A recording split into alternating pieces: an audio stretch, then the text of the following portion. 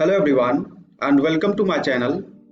आज की वीडियो में हम लोग बात करेंगे कि डोमेन, रेंज एंड कोडोमेन क्या होता है, और उसके बाद हम लोग कुछ इंपॉर्टेंट प्रॉब्लम को सॉल्व करेंगे जो कि ऑलरेडी जेई में पूछा जा चुका है। तो चलिए स्टार्ट करते हैं। तो मान लीजिए आपके पास दो नॉन एम्प्टी सेट कुछ इस तरह से दिया हुआ है और इस पे एक फंक्शन कुछ इस तरह से डिफाइंड किया हुआ है।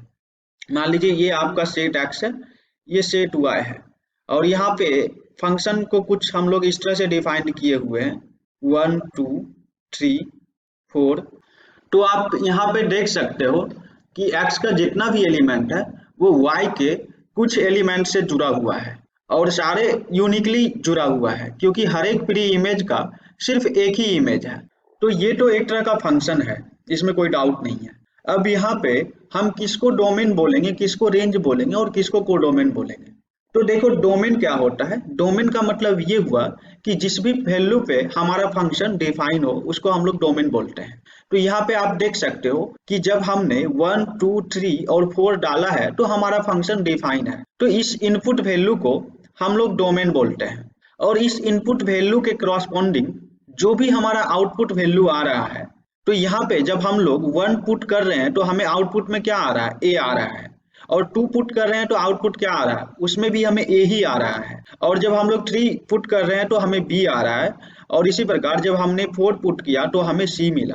तो यहाँ पे जो हमारा डोमेन हो जाएगा, मीन्स इनपुट वैल्यू, ये हो जाएगा 1 2 3 एंड 4। और हमारा आउटपुट वैल्यू क्या हो जाएगा, इस इनपुट वैल्यू के करस्पॉन्डिंग ए बी एंड सी। तो यही अपना क्या हो गया, डोमेन हो गया, और ये अपना रेंज हो गया। और एक टर्म होता है कोडोमेन। तो देखो बच्चों, कोडोमेन क्या होता है कि ये जो हमारा सेट y है, इस सेट y में जितने भी एलिमेंट प्रेजेंट है, means collection of all the element present in this non empty set y, then we can say that all these element are codomain. So basically codomain जो हमारा हो जाएगा, ये हो जाएगा A B C D and F. यही हमारा ए to F जो होगा ये अपना कोडोमेन होगा। तो जब कभी भी फंक्शन आपको वेन डायग्राम की फॉर्म में दिया हुआ हो तो इस तरह से आप उसका डोमेन, रेंज एंड कोडोमेन बता सकते हो। या फिर मान लीजिए फंक्शन किसी भी फॉर्म में दिया हुआ हो, अगर आप उसको वेन डायग्राम की फॉर्म में कन्वर्ट कर पाते हो तो आप इस तरह से उसका डोमेन, रेंज एंड कोडोमेन बता पाओगे।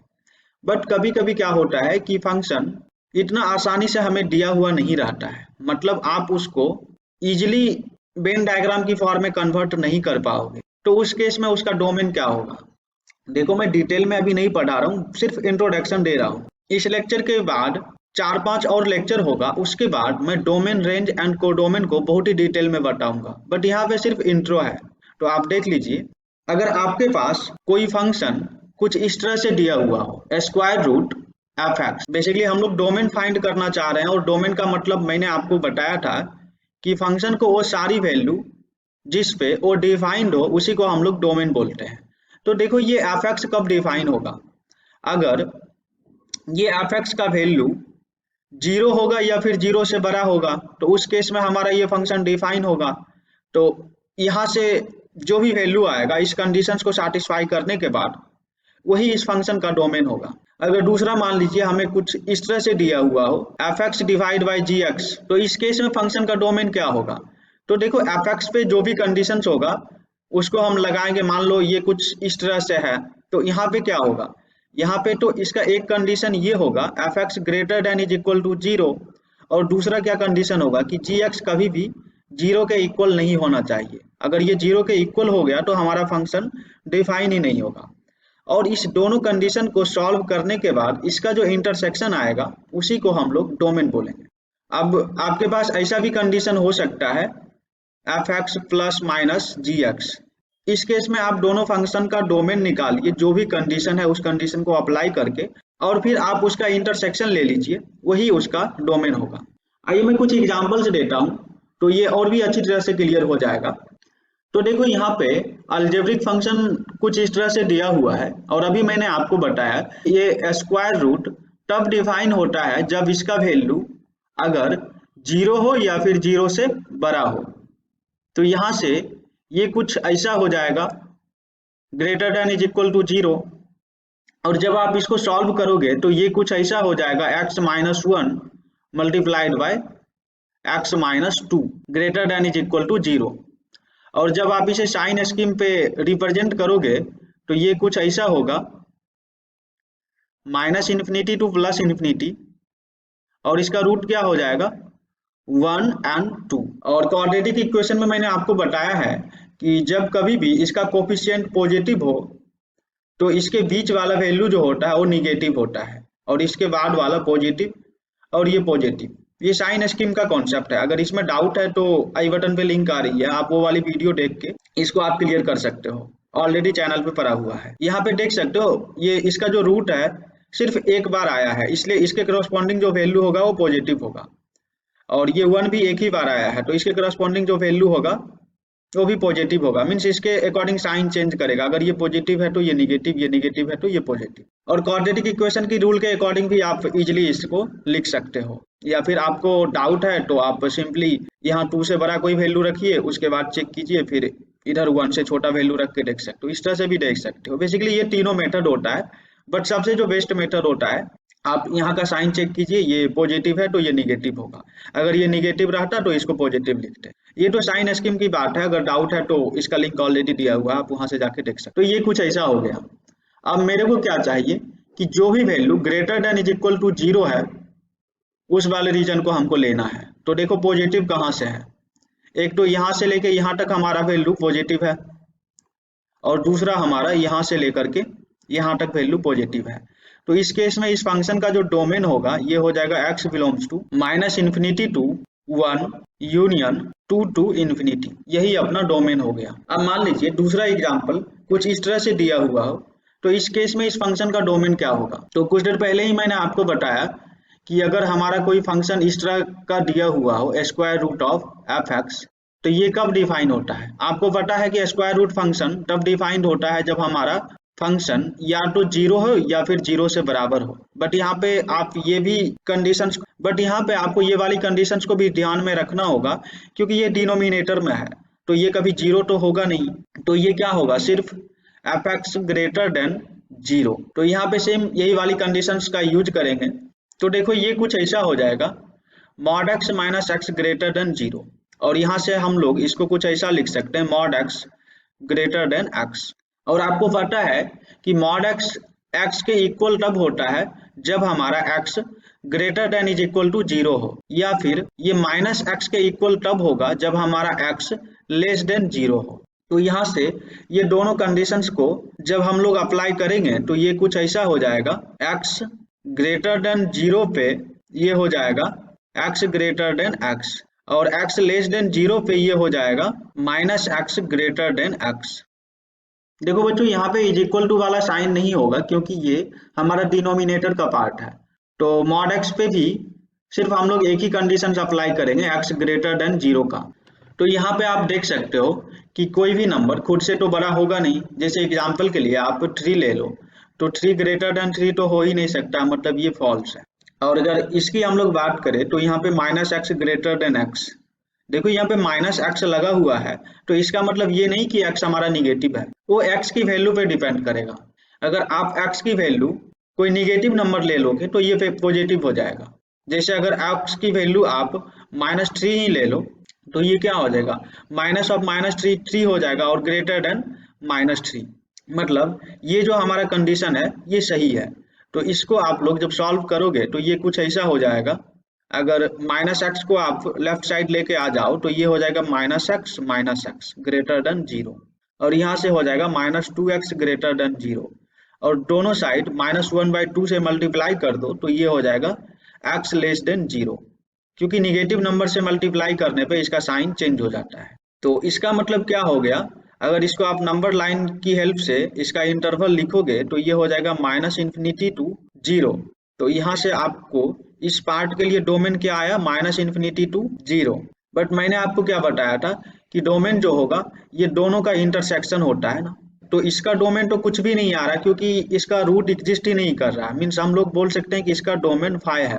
अगर हमारा D1 का वैल्यू 5 हुआ और हमारा दूसरा डोमेन D2 है जिसका वैल्यू ये है, तो ये दोनों का इंटरसेक्शन क्या होगा, D1 इंटरसेक्शन D2। फाई होगा, मीन्स इसका जो डोमेन होगा ये फाई हो जाएगा। चलिए अब हम लोग दूसरा एग्जाम्पल की बात करते हैं। तो देखो ये बहुत ही आसान एग्जाम्पल्स है। यहाँ पे आपको क्या कंडीशंस लगाना होगा, आपको पता है कि ये फंक्शन तब डिफाइंड होगा जब हमारा ये वाला value X square minus 3x plus 2 ये greater than is equal to 0 होगा। और ये क्या होगा, ये वैल्यू तब डिफाइन होगा जब हमारा function x square minus 3x minus 4 सिर्फ ग्रेटर देन 0 होगा, क्योंकि इज इक्वल टू नहीं ले सकते हैं। अगर इज इक्वल टू 0 लिया तो ये फंक्शन हमारा डिफाइंड ही नहीं होगा। ये क्या हो जाएगा, x square plus x minus 4x minus 4 greater than 0। और ये सॉल्व करने के बाद कुछ ऐसा आ जाएगा x प्लस 1 एक्स माइनस 4। और साइन स्कीम पे इसका जब आप रूट निकालोगे तो ये कुछ ऐसा हो जाएगा minus infinity two plus infinity, और ये होगा माइनस 1 4। और ये पॉजिटिव है तो इसलिए ये निगेटिव होगा, और बाकी दोनों साइड पॉजिटिव पॉजिटिव। तो यहाँ से इसका डोमेन क्या आ जाएगा, minus infinity to minus 1 union 4 to infinity. और इसका डोमेन क्या आया था, सबसे पहले ही मैंने इस प्रॉब्लम को सॉल्व किया था। तो इसका डोमेन देखो माइनस इन्फिनिटी टू माइनस 1 और 2 टू इन्फिनिटी आया था। और आप ये दोनों का इंटरसेक्शन ले लो, वही आपका फाइनल आंसर होगा। तो ये दोनों का इंटरसेक्शन क्या हो जाएगा, तो यहाँ पे क्या लेना है, माइनस इन्फिनिटी टू 1 को यहाँ पे इंक्लूड करना है क्योंकि क्लोज इंटरवल है। और फिर 2 टू इन्फिनिटी, 2 को भी इंक्लूड करना है। और इस केस में क्या होगा, minus infinity to minus 1, but यहाँ पे 1 को इंक्लूड नहीं करना है। और फिर 4 टू इन्फिनिटी, तो 4 यहाँ पे कहीं होगा तो ये हो जाएगा, जबकि यहाँ पे भी 4 को इंक्लूड नहीं करना है, तो 4 टू इन्फिनिटी। तो दोनों में कॉमन पार्ट ये आ रहा है ना।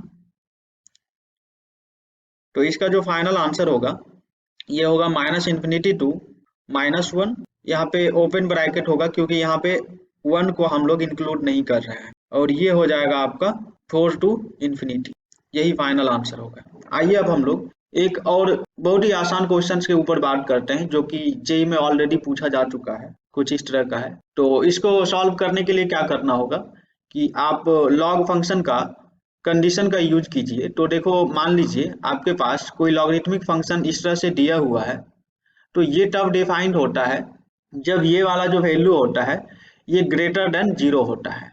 और ये हमारा जो वैल्यू होता है, आप इसको चाहे तो ऐसा लिख सकते हो लॉग ई बेस एक्स। तो यहाँ पे क्या होगा, एक्स तो ग्रेटर देन 0 होगा, बट ई का मान कभी भी 1 नहीं होना चाहिए। तो यहाँ पे तो कांस्टेंट है तो इसलिए यहाँ पे कोई कंडीशन लगेगा नहीं, बट कभी कभी क्वेश्चंस में यहाँ पे भी कंडीशन लगता है, वो आगे आने वाली वीडियो में मैं उस पर डिस्कस करूंगा। बट यहाँ पे सिंपली सिर्फ ये वाली कंडीशंस का यूज होगा। इसका जो आर्गुमेंट होगा एक्स क्यू माइनस एक्स, ये क्या होगा, ग्रेटर देन 0। और यहाँ पे आप देख सकते हो ये डिनोमिनेटर में है, तो ये क्या होगा, ये कभी भी 0 के इक्वल नहीं होगा। तो यहाँ से आपको क्या मिल जाएगा, अगर इसको आप सिंप्लीफाई करके लिखो तो ये हो जाएगा 2 minus X multiplied by 2 plus X is not equal to 0। और यहाँ से आपको मिलेगा x does not equal to plus minus 2। और जब आप इसको सॉल्व करोगे तो ये कुछ ऐसा आ जाएगा x into x minus 1 multiplied by x plus 1।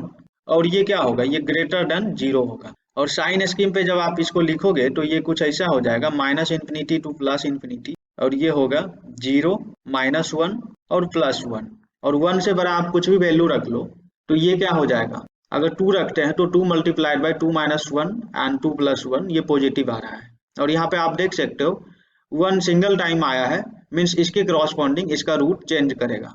तो ये प्लस है तो ये माइनस होगा, ये 0 भी एक ही बार आया है इसलिए ये प्लस हो जाएगा। और ये फिर माइनस भी एक ही बार आया है तो इसके करस्पॉन्डिंग इसका साइन चेंज करेगा, ये माइनस होगा। तो यहाँ से आप देख सकते हो पॉजिटिव वाला पार्ट सिर्फ ये है, और दूसरा कौन सा है, ये है। तो यहाँ पे तो डोमेन ये होगा, बट दोनों का इंटरसेक्शन क्या हो जाएगा, जब हम लोग दोनों की इंटरसेक्शन का बात करें तो ये कुछ ऐसा हो जाएगा minus infinity two plus infinity, और यहाँ पे कहीं होगा माइनस 2 और इधर कहीं होगा प्लस 2। और यहाँ पे आप देख सकते हो माइनस 1 0 और 1, तो यहाँ से लेकर के यहाँ तक हमारा वैल्यू पॉजिटिव होगा।